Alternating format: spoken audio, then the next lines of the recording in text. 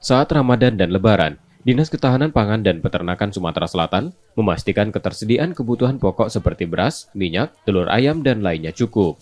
Selain stok, stabilitas harga melalui peningkatan pengawasan, mulai dari produsen hingga pasar dilakukan sejak saat ini.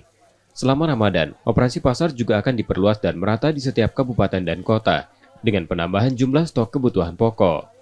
Masyarakat diminta tidak khawatir saat hari besar tersebut, apalagi beras dipastikan surplus karena dalam masa panen, yang ketersediaannya akan ditambah 100% dari kebutuhan harian sebanyak 2.000 ton.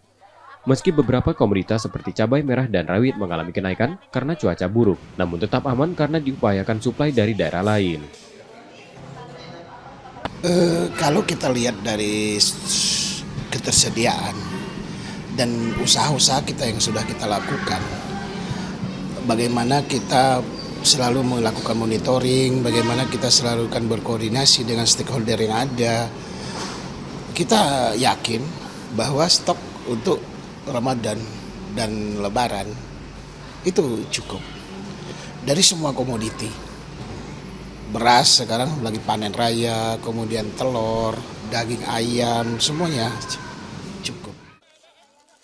Menjaga stok yang mempengaruhi stabilitas harga dilakukan saat hari besar, lantaran nilai konsumsi meningkat signifikan yang dikhawatirkan akan berdampak pada nilai inflasi terdalam.